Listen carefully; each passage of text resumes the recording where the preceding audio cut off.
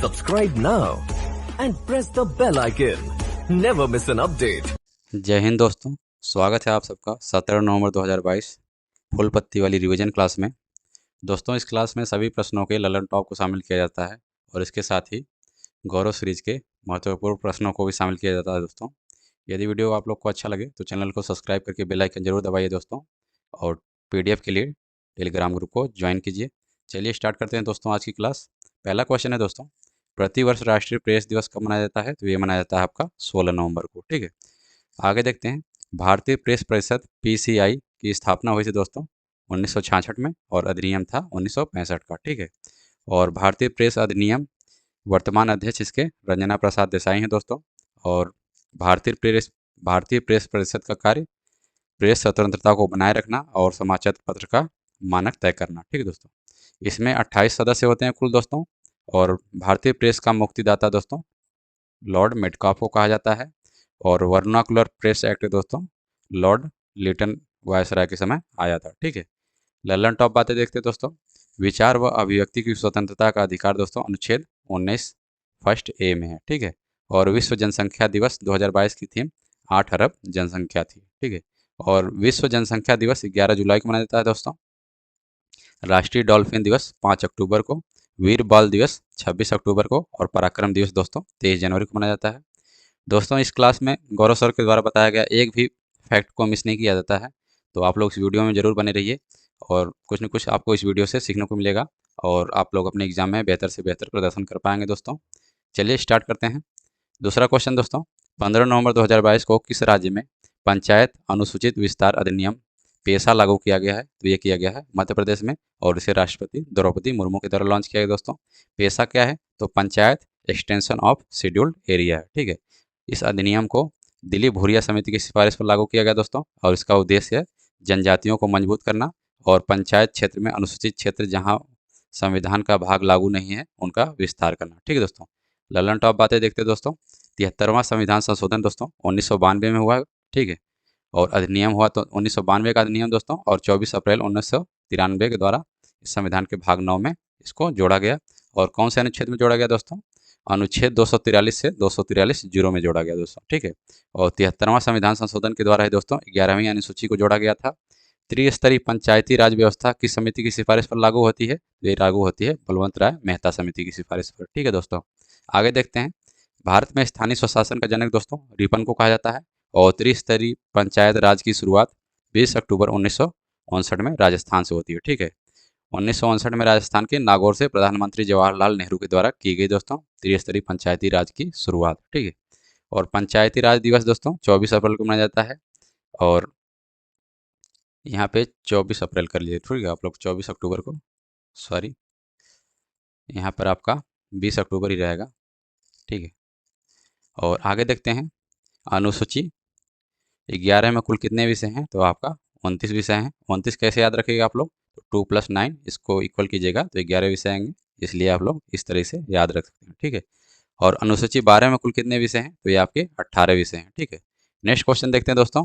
15 नवंबर 2022 को किसने डिजिटल शक्ति अभियान 4.0 की शुरुआत की है? तो ये करी है आपकी राष्ट्रीय महिला आयोग ने, और इसका उद्देश्य है साइबर सुरक्षा को बढ़ावा देना। और इसकी शुरुआत हुई दोस्तों पहली बार 2018 में, और सहयोग करने वाली संस्था इसमें साइबर पीस और मेटा है। मेटा आप लोग जानते हैं, फेसबुक को मेटा कहा जाता है। ललन टॉप बातें देखते हो दोस्तों। राष्ट्रीय महिला आयोग की पहली अध्यक्ष जयंती पटनायक थी दोस्तों, और पिंक प्रोटेक्शन प्रोजेक्ट केरल सरकार के द्वारा लॉन्च किया गया। इसका उद्देश्य है महिला सुरक्षा को बढ़ावा देना। CEJ चेंज मेकर अभियान राष्ट्रीय महिला आयोग के द्वारा शुरू किया गया दोस्तों, और बेटी बचाओ बेटी पढ़ाओ अभियान 22 जनवरी 2015 को पानीपत हरियाणा से शुरू हुआ। उज्ज्वला 1.0 की शुरुआत दोस्तों 1 मई 2016 को बलिया उत्तर प्रदेश से हुई, और LPG से संबंधित है दोस्तों। उज्ज्वला 2.0 की शुरुआत दोस्तों 10 अगस्त 2021 को महोबा उत्तर प्रदेश से होती है, और डिजिटल इंडिया कार्यक्रम की शुरुआत दोस्तों 1 जुलाई 2015 से होती है। नेक्स्ट क्वेश्चन देखते हैं दोस्तों। 16 नवंबर 2022 को किस देश की अंतरिक्ष एजेंसी ने आर्टेमिस फर्स्ट मिशन को लॉन्च किया गया है? तो ये किया गया है अमेरिका की स्पेस एजेंसी है नासा के द्वारा। ठीक है दोस्तों, और नासा का फुल फॉर्म होता है आपका national aeronautics and space administration. ठीक है, आगे देखते हैं दोस्तों। आर्टेमिस फर्स्ट मिशन चंद्रमा पर मानव को ले जाने वाला मिशन है दोस्तों, और अपोलो मिशन 1969 को नासा के द्वारा ही लॉन्च किया गया था, और इसका उद्देश्य था चंद्रमा पर सबसे पहले मानव को उतारना और चंद्रमा पर उतरने वाले पहले व्यक्ति थे दोस्तों नील आर्मस्ट्रॉन्ग। ठीक है, ललन टॉप बातें देखते हो दोस्तों। परसिवरेंस रोवर यह किसका मिशन है? तो यह एक नासा का मिशन है और मंगल ग्रह की सतह पर इसे लॉन्च किया गया दोस्तों। और राशि रोवर किसका है? तो यूएई का है। ठीक है, यूएई का चंद्रमा मिशन है दोस्तों। और PSLV C-52 इसरो का 2023 का पहला इसरो का 2022 का पहला प्रक्षेपण है और इसके द्वारा EOS-04 यानी अर्थ ऑब्जर्वेशन सैटेलाइट को लॉन्च किया गया दोस्तों। और GSAT-24 एरियन 5 के द्वारा लॉन्च किया गया फ्रेंच गुयाना से और यह बैंड संचार उपग्रह है। ठीक है दोस्तों। और PSLV C-53 सिंगापुर के 3 उपग्रहों को इसके द्वारा लॉन्च किया गया। और निसार क्या है? तो NASA ISRO synthetic aperture radar है दोस्तों और भारत और अमेरिका का यह ज्वाइंट मिशन है। ठीक है, और विश्व का सबसे भारी रॉकेट कौन सा है दोस्तों? तो ये आपका फाल्कन 9 है। नेक्स्ट क्वेश्चन देखते हैं दोस्तों। हाल ही में जारी क्लाइमेट चेंज परफॉर्मेंस इंडेक्स 2023 में भारत का कौन से स्थान पर है? तो ठीक है, इसमें भारत की 8वीं रैंक है और यहाँ पर 2022 रहेगा आप लोग। ठीक है, तो फिर से देख लेते हैं। हाल ही में जारी क्लाइमेट चेंज परफॉर्मेंस इंडेक्स 2022 में भारत की कौन सी रैंक है? तो ये भारत की रैंक है 8वीं रैंक है। और 2021 में दोस्तों भारत की रैंक थी 9वीं रैंक थी। ठीक है, और जलवायु परिवर्तन प्रदर्शन सूचकांक में यह इसे जर्मन वाच संस्था जारी करती है दोस्तों और इसका उद्देश्य है 2023 तक कार्बन उत्सर्जन को आधा कर देना। ठीक है दोस्तों, ललन टॉप बातें देखते हैं दोस्तों। हाल ही में कितनी भाषाओं के लिए mother tongue survey of India तैयार किया गया है? तो ये किया गया 576 भाषाओं के लिए। और मानव विकास सूचकांक HDI में फर्स्ट स्थान पर स्विट्जरलैंड है और भारत की रैंक इसमें 132 है दोस्तों।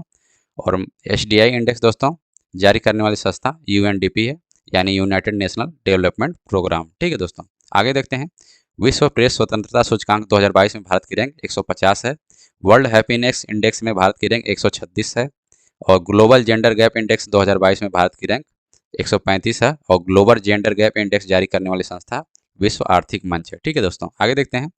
वैश्विक शांति सूचकांक 2022 में भारत की रैंक 135 है और ग्लोबल हंटर इंडेक्स 2022 में भारत की रैंक 107 है।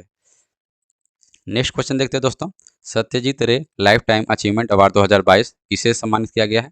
तो कार्लोस सौरा को किया गया दोस्तों और ये स्पेन के डायरेक्टर और निर्देशक हैं। ठीक है, 53वां अंतर्राष्ट्रीय फिल्म फेस्टिवल 2022 दोस्तों गोवा में आयोजित होता है और ये पहले से लेकर 53वां तक दोस्तों गोवा में आयोजित होता है। तो जब भी इसका कोई भी संस्करण आपसे पूछे अंतर्राष्ट्रीय फिल्म फेस्टिवल का, इसे आप लोग गोवा ही लगाइएगा। ठीक है, आगे देखते हैं।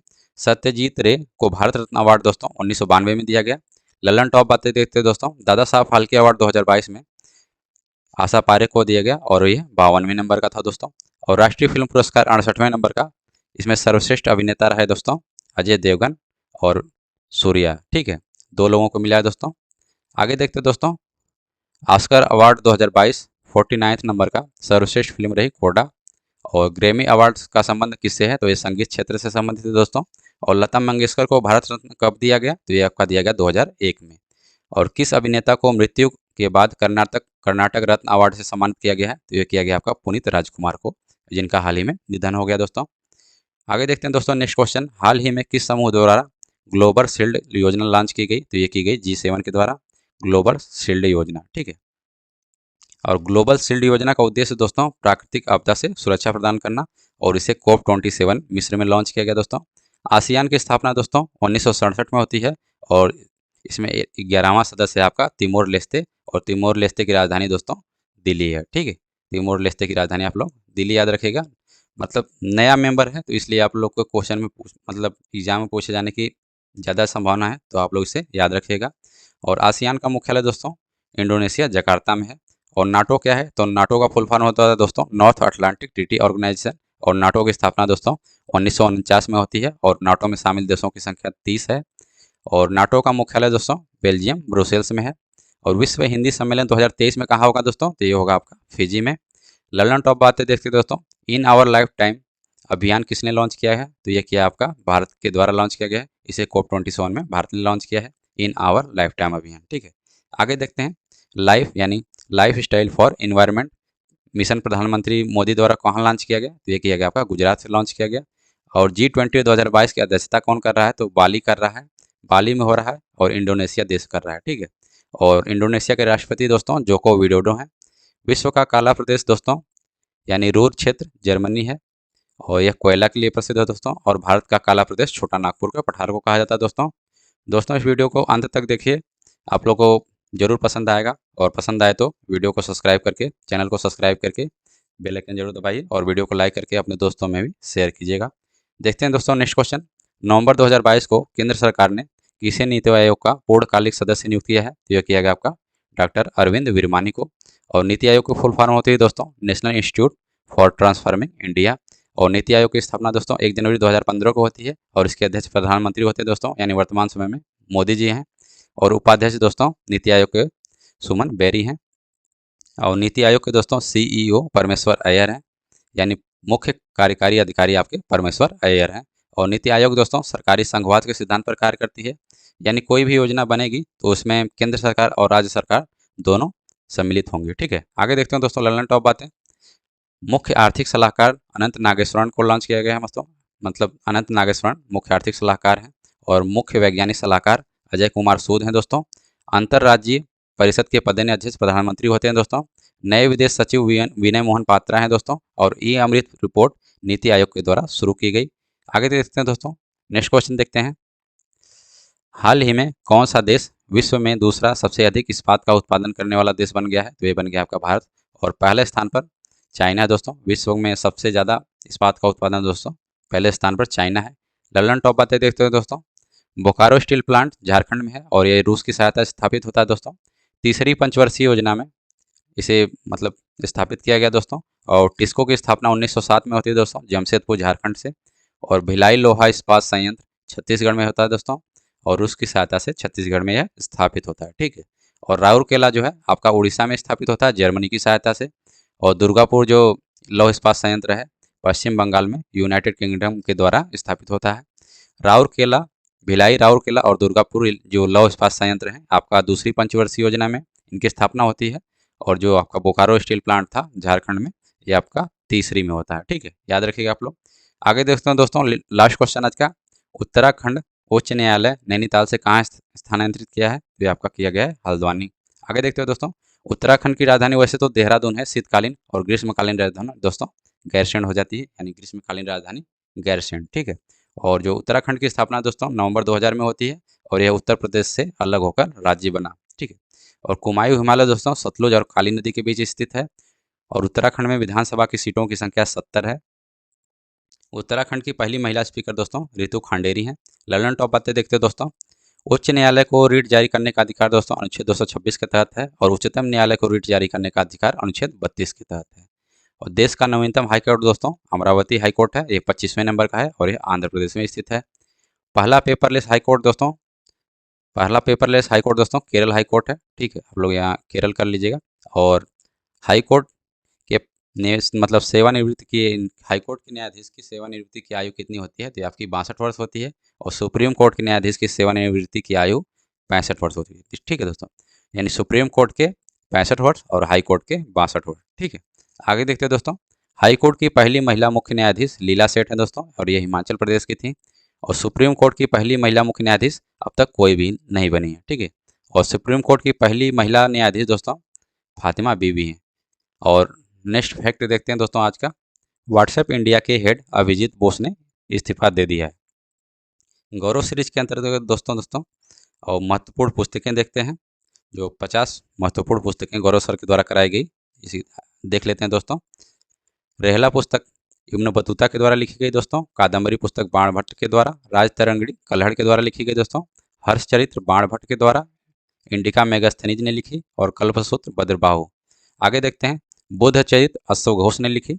अष्टाध्यायी की लेखक पाणिनि। और CU की है दोस्तों वेनसॉन्ग के द्वारा लिखी गई। किताब उल हिंद अलबरूनी ने लिखी दोस्तों। मुद्रा राक्षस विशाख दत्त ने। मृच्छकटिकम सुदरक के द्वारा। गीत गोविंद की रचना जयदेव ने करी दोस्तों। आगे देखते हैं। अकबरनामा अबुल फजल के द्वारा लिखी गई दोस्तों। जो बृहद संगीत है वराह मिहिर ने लिखी। पंचतंत्र विष्णु शर्मा दोस्तों। और सूर्य सिद्धांत आर्यभट्ट ने दिया दोस्तों। अमुक्त माल्यदा ग्रंथ दोस्तों कृष्णदेव राय ने लिखा। और महाभाष्य की रचना दोस्तों पतंजलि ने करी। कामसूत्र की रचना दोस्तों वात्स्यायन ने। और मालविका अग्निमित्रम कालिदास के द्वारा लिखी गई। रत्नावली हर्षवर्धन के द्वारा। पृथ्वीराज रासो दोस्तों चंद्रवरदाई के द्वारा। लाइफ डिवाइन अरविंद घोष के द्वारा। इंडियन स्ट्रगल दोस्तों सुभाष चंद्र बोस के द्वारा। विश्व इतिहास की झलक दोस्तों जवाहरलाल नेहरू के द्वारा। बंदी जीवन सचिंद्र सान्याल दोस्तों। हिंद स्वराज महात्मा गांधी के द्वारा। India wings freedom Maulana Abul Kalam Azad के द्वारा दोस्तों। सत्यार्थ प्रकाश स्वामी दयानंद सरस्वती के द्वारा। गुलामगिरी ज्योतिबा फुले के द्वारा दोस्तों। और गीता रहस्य बाल गंगाधर तिलक के द्वारा। आगे देखते हैं दोस्तों, आनंद मठ जो है बंकिम चंद्र चटर्जी के द्वारा लिखी गई। सत्य के साथ मेरे प्रयोग महात्मा गांधी के द्वारा लिखी गई। Poverty and un British rule in India दादा भाई नौरोजी के द्वारा। गोल्डन थ्रेशोल्ड सरोजिनी नायडू के द्वारा लिखी गई दोस्तों। एनिहिलेशन ऑफ कास्ट, ठीक है, भीमराव अंबेडकर के द्वारा लिखी गई दोस्तों। और गीतांजलि रविंद्रनाथ टैगोर के द्वारा। नील दर्पण दीनबंधु मित्र के द्वारा। पद्मावत जो है मलिक मोहम्मद जायसी के द्वारा। वेल्थ ऑफ नेशन दोस्तों विलियम स्मिथ के द्वारा लिखी गई। तो दोस्तों ये रहा आपका 16 नवंबर 2022 दैनिक समसामयिक की फुल पत्ती वाली क्लास का रिवीजन दोस्तों। ऐसी वीडियो डेली देखने के लिए दोस्तों चैनल को सब्सक्राइब कीजिए, बेल आइकन दबाइए और पीडीएफ के लिए टेलीग्राम ग्रुप को ज्वाइन कीजिए दोस्तों। मिलते हैं आपसे नेक्स्ट वीडियो में, तब तक के लिए thank you. Subscribe now and press the bell icon. Never miss an update.